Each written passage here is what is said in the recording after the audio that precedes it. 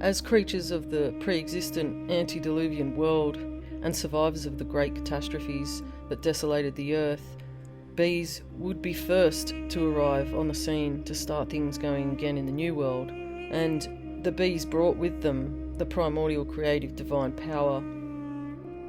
A legend from Poland tells us that when God created the bees, the devil made the wasp in a failed attempt at imitation. A myth within Egyptian mythology says that the bees led the migration to Egypt in a time of great cosmic upheaval. Specifically, it's believed that the tears of the son of Ra fell to the earth and transformed into honeybees. This was a time of significant events, including Ra weeping and his eye, the sun, falling to the earth. And much is said in the Egyptian mythological texts of this falling of strange liquid substances from the sky, putting strongly in mind the work of Emanuel Velikovsky's speculations on such phenomena at a time of world catastrophe. A thick, sticky substance coming from the sky was described by the Popol Vuh, the sacred book of the Mayas, and it states that it was ruin and destruction, the sea was piled up, it was a great inundation, people were drowned in a sticky substance raining from the sky. The face of the earth grew dark, and the gloomy rain endured days and nights, and then there was a great din of fire above their heads. The entire population of the land was annihilated. Ra's sweat was the water of the flood, his tears became the bees, the flies that build. So perhaps this is a metaphor describing how the bee people appeared in the renewal time, as mentioned earlier, as being the first on the scene to start anew. The time of the great weeping was a time of penitence and atonement. It is said that when Horus wept, the water of his eye on falling to the earth bloomed as myrrh. Myrrh resin is reddish-brown in colour. Geb's nose bled aromatic cedar, and cedar wood typically has a warm, reddish-brown colour. So these are metaphors. In the Book of the Cow, various effusions from the ailing Ra form mineral substances. He coughed and spat bitumen, is what it says, and the manuscript Quiche from the people of Mexico reads, "There descended from the sky a rain of bitumen and of a sticky substance."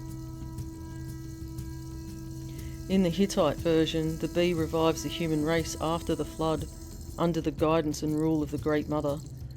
When the youthful hero Telipanu lay dead, and all nature with him, the eagle was sent to find him but failed. So the bee took his place, seeking through the great floods under a dark and tempestuous sky until he found him. In the birds and the bees analogy, an eagle represents the male and a bee represents the female. It is said that the bee brought him to life by stinging his hands and feet, and so revived all life on earth and restored the dominion of the royal pair.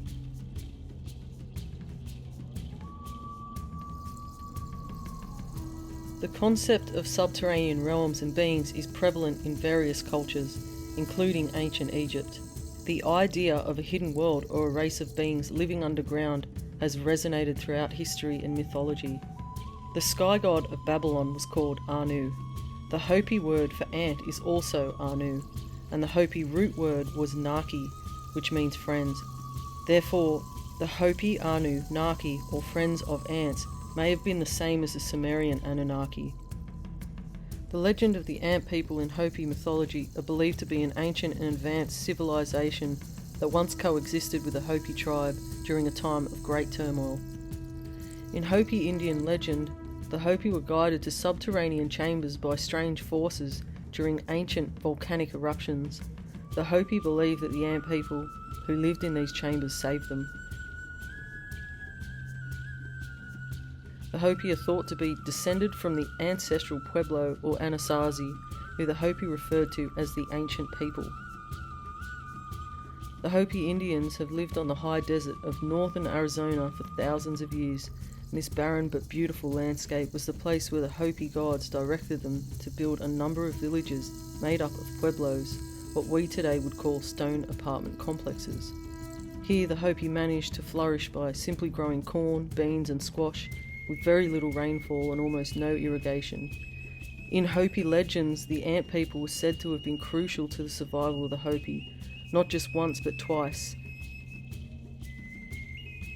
The so-called First World or World Age was apparently destroyed by fire, possibly some sort of volcanism, asteroid strike, or coronal mass ejection from the sun. The Second World was destroyed by ice glaciers or a pole shift. During these two global cataclysms, the virtuous members of the Hopi tribe were guided by an odd-shaped cloud during the day and a moving star at night that led them to the sky god named Sotunang, who finally took them to the Ant people. The Ant people then escorted the Hopi into subterranean caves where they found refuge and sustenance. The Hopi believe there will be 9 worlds or ages, 3 previous worlds, the present 4th world, the coming 5th world, and 2 more future worlds. The 6th, which is the world of prophecy and revelation, and the 7th age, the world of completion. Beyond that, there is also the world of Tawa, the creator and his nephew Sotunang. The end of each world has been signified by the appearance of the blue star.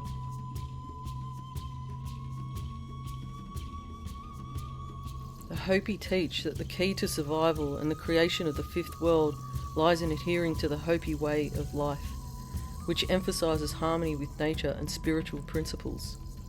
The references to ant people in the Hopi legends is mystifying, and after the destruction of the first 2 worlds, a few righteous Hopi were taken to the subterranean world of the ant people, and the ant people are similar to the race of dwarves mentioned in the legends of many ancient cultures, where they are called gnomes, goblins, leprechauns, etc. And apparently the Maya referred to the dwarves as ant-men, the same term used by the Hopi. These widespread ancient beliefs about the dwarves and their subterranean cities makes us wonder if these legends could have been based on an underlying reality, which we have forgotten over time. In the book In the Days of the Giants, a book of Norse tales, there is a description that reads, "They lived deep down below the ground in caves and rocky dens, and it was their business to dig the precious metals and glittering gems that were hidden in the rocks, and to make wonderful things from the treasures of the underworld." Sometimes they were friendly to the giants, and sometimes they did kindly deeds, but always after men came upon the earth, they hated those new folk who eagerly sought for gold and jewels, which the dwarves kept hidden in the ground. In some legends, they are said to have been spiteful and often wicked, and they loved the dark and the cold better than the light and the warmth. The dwarves are said to have been a species of fairy beings inhabiting the interiors of mountains and the lower levels of mines. They were about the height of a 2-year-old child and were sometimes beautiful, but more often they resembled old men with long beards. And the mountain dwarves were organised in kingdoms or tribes with their own kings, chieftains and armies.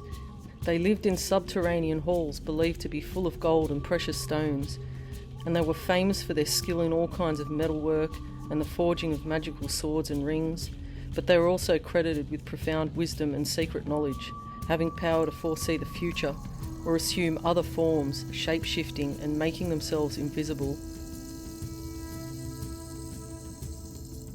Many legends show dwarves as kindly beings, generous to those who please them but vengeful when offended.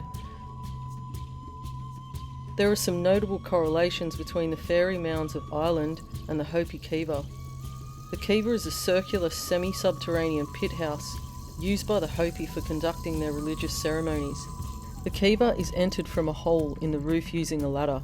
At the centre of the floor of the pit house is a fire pit. Next to the fire pit is a small deep hole which symbolises the place of emergence, where the ancestral Hopi people came out of the underworld. It appears that the Hopi Kiva was built in the likeness of the ant mound, or ant Kiva, mentioned in their creation stories. The parallels between the Hopi Kiva and the fairy mounds of Ireland, which are also believed to contain a hole in the ground that transports one to the subterranean, otherworldly realm of the fairies, dwarves and other spirit beings, are strikingly obvious. The main perennial survivors of world catastrophe are the ants, the only serious rivals of the bees in nature. Ants living near Los Alamos covered their trails with tunnels of leaves and litter, and so shielded themselves from the deadly radiation from above. And the Hopis say that the ants have known the secret of surviving the great destructions by going underground until the dangers from the sky have passed, when they emerge again as first on the scene to greet any newcomers to the new world. In the Septuagint version of the Bible, Proverbs 6:6-8, it instructs, "Go to the ant, consider her ways and be wise. She has no commander, overseer, or ruler, yet she prepares her food in summer and gathers her provisions at the harvest." This sentence is thought to have been added as a gloss by a Greek scribe, and afterwards became incorporated in the text, encouraging diligence, planning, and preparedness by observing the ant's industriousness. The story of Bilqis, the Queen of Sheba, is most famously recounted in the Quran. Most historians and archaeologists identify Sheba as the ancient South Arabian kingdom of Saba that existed in the modern-day Yemen, although no trace of the queen herself has ever been found. The best-known version of this strange drama is the story of King Solomon and Queen Bilqis, which highlights the wisdom and organisation skills of Solomon, who is able to communicate with and learn from the ants. The story is often interpreted as a reflection of the interconnectedness of all living things and the importance of humility. All of this suggests that when the eventual dissolution of our current form of civilization is at hand, certain righteous people who were deemed worthy of making it across to the new world will be guided to the subterranean lands of the ant people until the world is renewed, and that eventual destruction is likely to be preceded by a time of lifting the veil, when we will become aware of other modes of existence and of our place and role in the greater scheme of things. Much of what passes today as myths and legends could then be proven to be eyewitness accounts of the previous worlds left behind by our ancestors.